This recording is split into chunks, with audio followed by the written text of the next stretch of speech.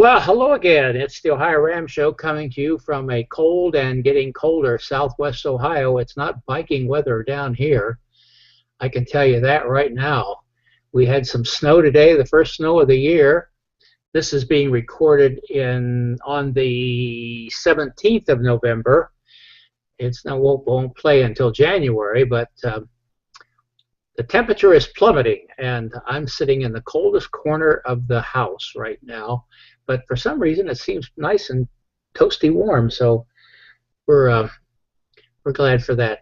Well, the OhioRAAM Show it is sponsored by the first two time stations in the race across America, the time stations in Oxford, Ohio, and Blanchester, Ohio.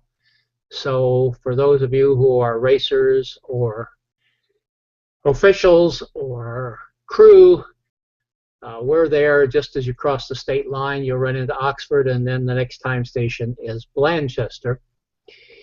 We're open 24 hours a day during the race. We're there for you with 24-hour food, 24-hour fuel, and probably the most important thing is 24-hour fans. So whether you're through there at 3 o'clock in the afternoon or 3 o'clock in the morning or any time of the day, there's going to be somebody there to cheer you on, ring a cowbell, or give you a little boost of morale, or help you with finding a place to do your laundry, whatever.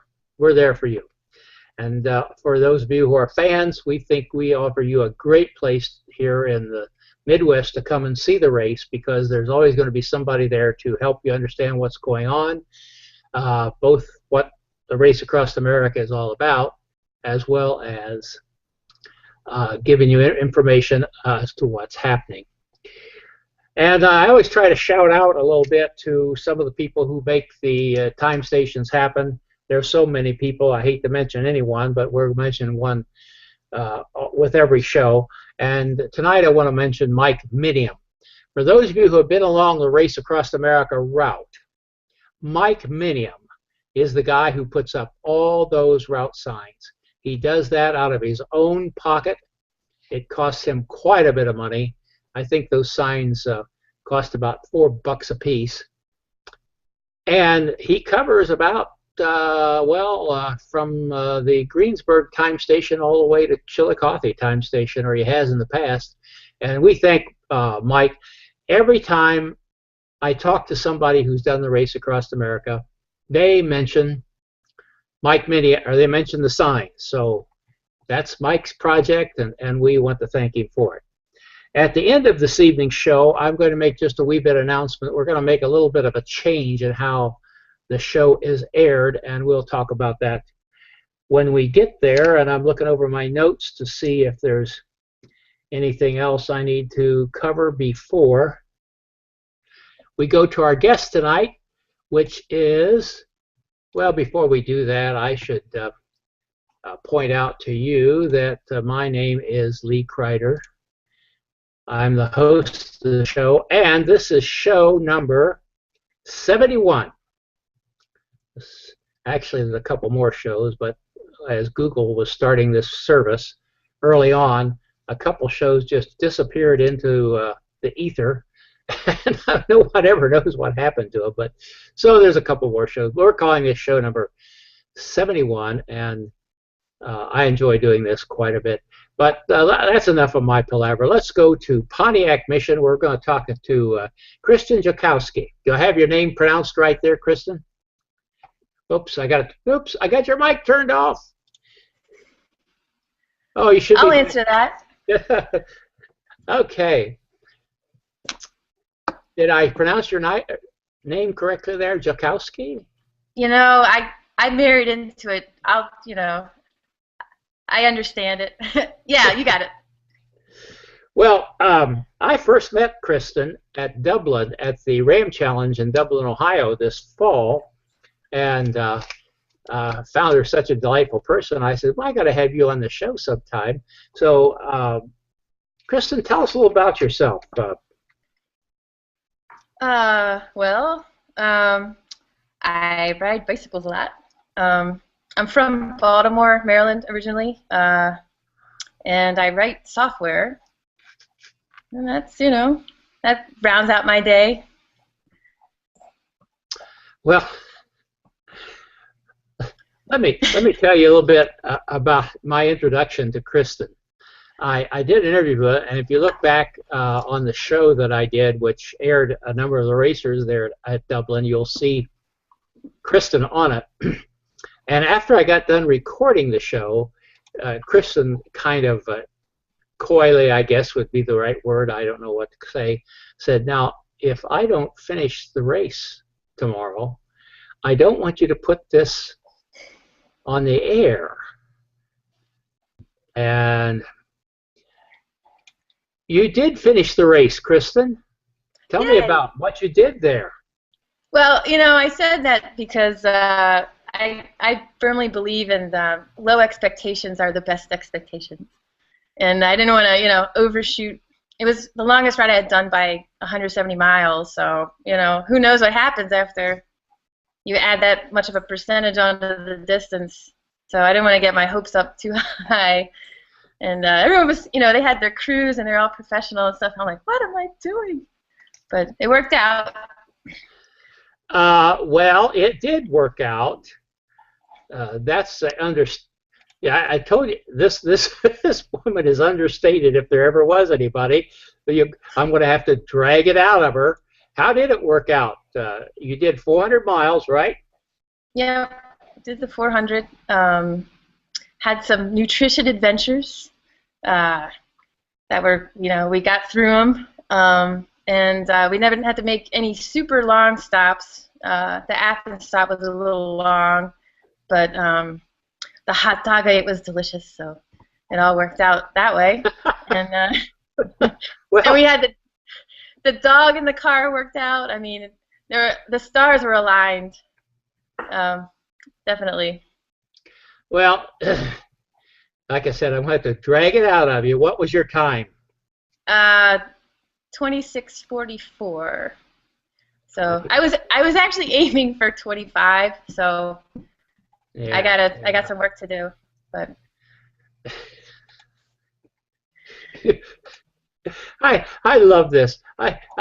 It's kind of typical in some ways of people who are in ultra cycling. They talk with their legs, not with their mouth, and that's probably as it should be. And you certainly are one of those. You refuse to hardly admit the fact that you'd really accomplished something rather astounding.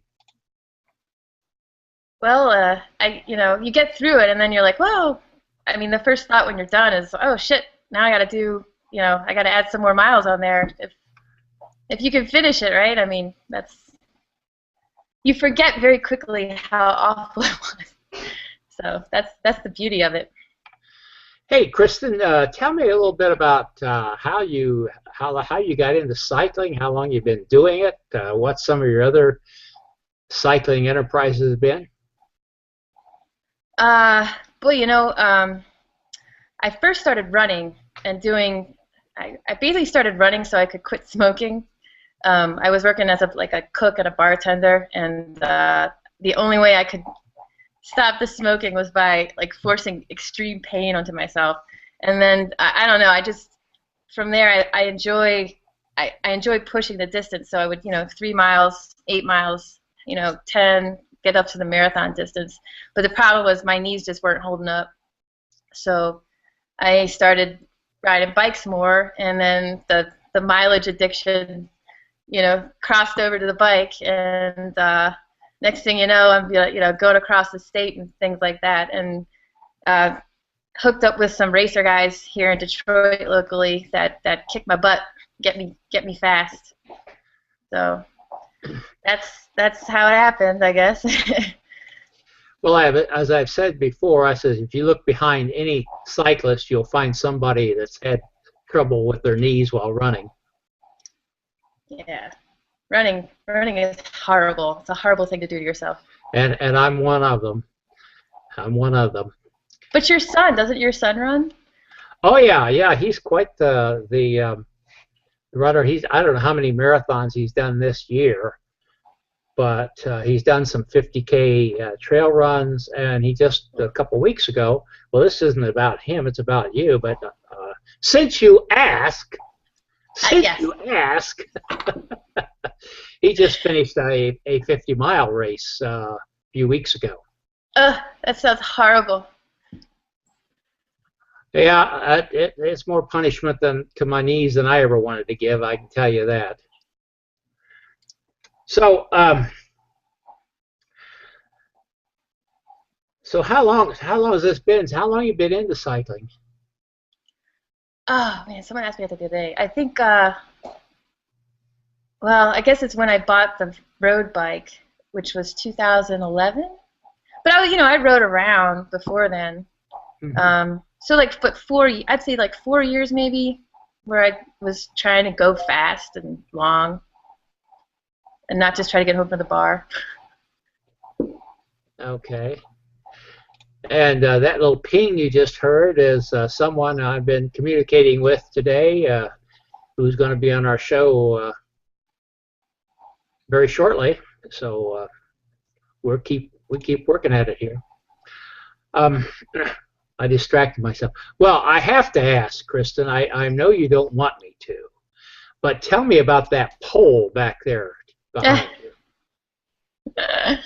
Well, that was my husband's idea, but it is a stripper pole. But it's a very good core workout. I mean, it'll kick your ass. It's a good, the good round out to the end of the day. And the fun thing is when you do, like, there's a fancy lifts where you hold the top of the bottom and you swing your feet out. After you go on a long ride and you're totally dehydrated and you're down like 5 pounds, it's really easy to do that. So that's like my little treat to myself. I come home from the long ride and I grab the pole and try to see how high I can kick my legs up and hold them there. Okay. Well, I don't want to ask for a demonstration, Thanks. Kristen, tonight, but so what? I mean, belly dancing, you name it. I mean, whatever gets the job done for you. And I see That's a bicycle frame hanging up behind you, and I thought I saw one earlier. You're hiding there. There's a couple more back there. Bicycle That's the cross bike. That's right. You can't get away from them. So, Kristen, tell me what plans you got for the future in cycling?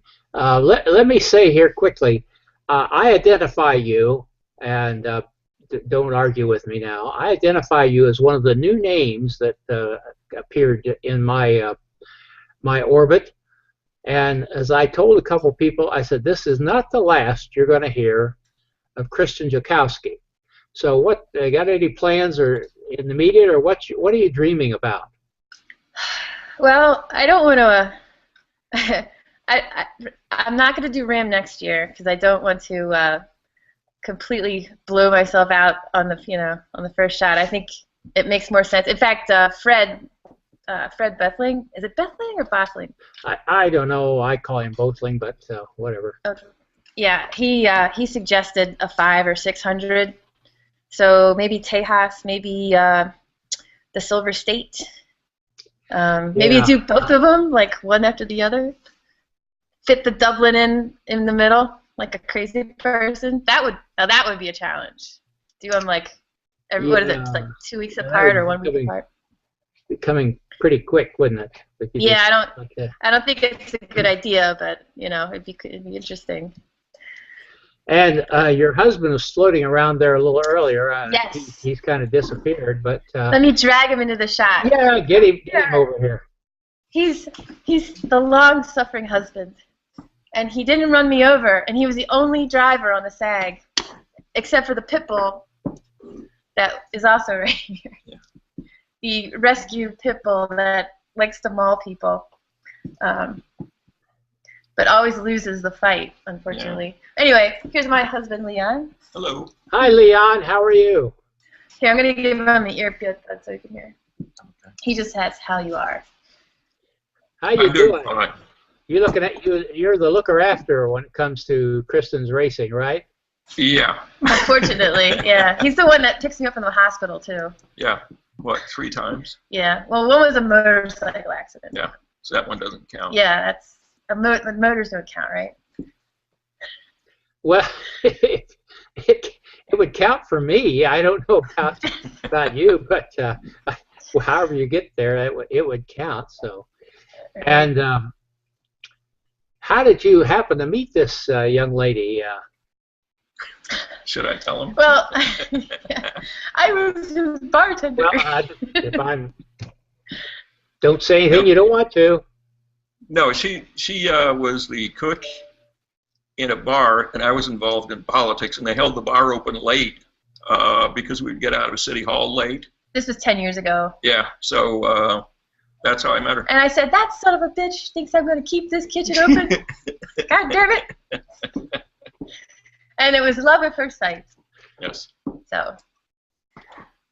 Are you still in politics? No, I'm not. I'm out of it. He You got to his senses. You got religion, huh, or something? Well, I lost an election, and that will do it for you. So, Kristen, I'm curious, how do you get from working in a bar to working in computer software? Was it? It was definitely a planned decision. You end up. Yeah, I mean, you know, you work with guys and your team and everyone's doing real good, but then you realize that that's the end, you know, and it's not a healthy lifestyle, and the money's not that great, honestly. So, and you can, you know, coding is something that you can pick up even if you're not, you know, have a degree in it per se. So, just started with the small stuff and worked my way up.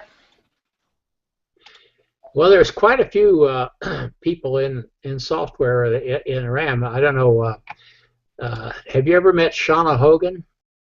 No, but I just friended her because I saw what did she finish in California, the 24-hour challenge?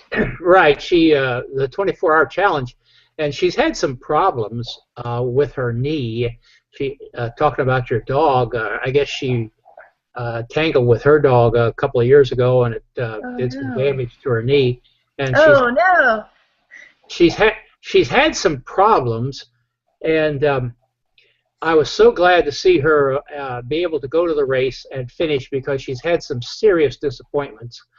But I'll tell you what, she was up against oh golly, I'm getting old, I tell you.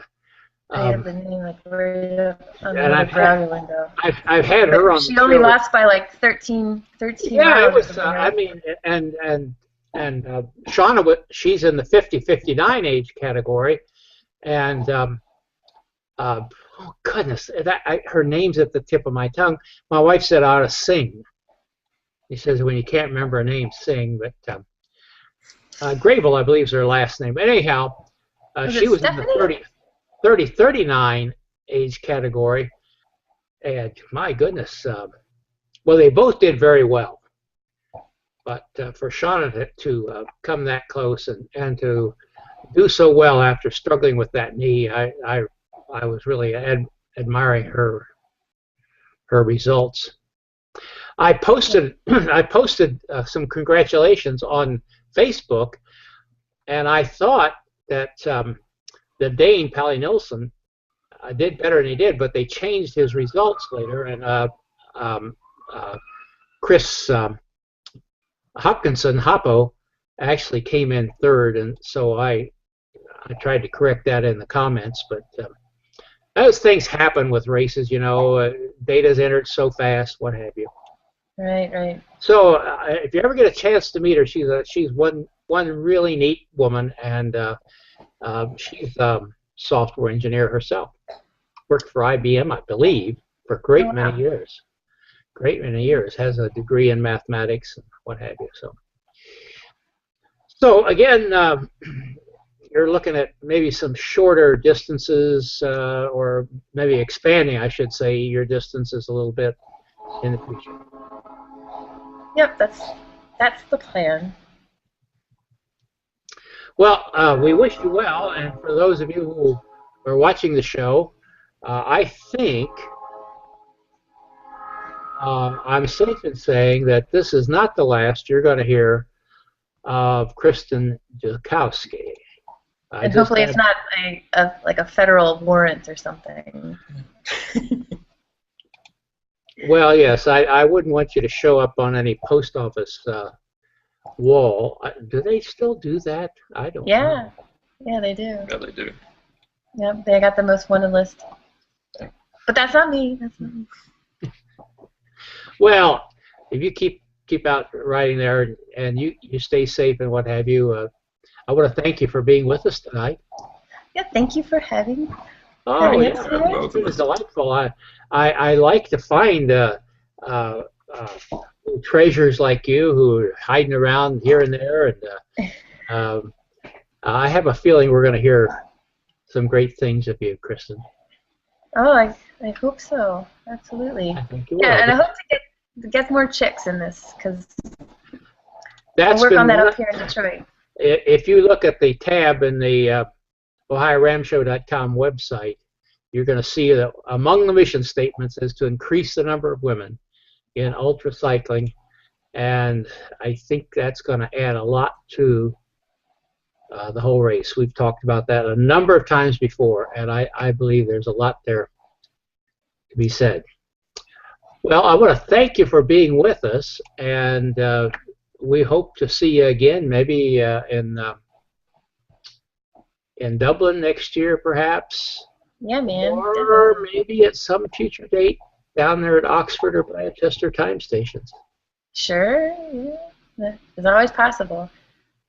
Actually, we are going to bring. I'm going to bring a Detroit riding crew down for Dublin next year. Even if they just do the 200, we're gonna try to pack that field with some D action. That would be good. I haven't really compared Ohio against the other races, but they could use some more people, and I think that would be a good thing. Yeah, it's a great course. I mean, it was fabulous. And it's a great time. It's a great time of year too. Yeah. I mean, the weather generally is very good in Ohio at that time in the middle of September, and except when it isn't. Right. Yeah. But we have a couple fall events here that are pretty big, and they've always advertised the fact that the weather's pretty good about then. So, well, thank you again for being with us. Stick around for a little bit here. We'll get some other business taken care of, and we'll chat with you a little more. I just want to say that we thank everybody for watching the OhioRAAM Show. We thank for all the loyal support we have out there. And anytime you can help us with giving us a like on Facebook or sharing our Facebook feeds, or if you can just give us a comment there on the website page, OhioRAAMShow.com, you'll find a place to make comments. We would appreciate that. Also, there's a place there if you'd like to have notifications of the show. You can do that as well and put your email address in there and get notifications. However, they will appear on Facebook and Google Plus and Twitter, and at the top of the tabs there at the top of the page, you'll see places where you on those social media. We've also added another feature there which we call future shows, and you can click on there and see what future shows you can expect. And we should say that the only things we list there are things we actually have recorded. I don't put anything up until we actually have it in the can and we know we got a good show put together. I did want to make a little announcement here about the future. Well, we've changed a couple different things. We used to do the show live. We don't now. It's recorded, and that's a big help to the guests as well as to me. And I've been publishing every Wednesday. Now, we're going to have a couple weeks off. Well, they will already have been off by the time this show airs. But I'm changing the show format a little bit, or the scheduling format. Instead of doing it every Wednesday, I'm going to start in January publishing the show every 10 days. So this show will be on the 17th of January. Well, it should be on the 17th if you're watching it. And so the show is going to appear on the 7th, the 17th, and the 27th of each month. And that's going to give me a little bit of a break and make it possible to do a little more homework when we get shows together. Again, Kristen, thank you for being with us. Thank you, sir. And good luck and good cycling. And for all the rest of you, we just want to thank you so much for being with us and for giving us your support, for watching, for doing all the good things you do to make this show happen. Thank you, and good night.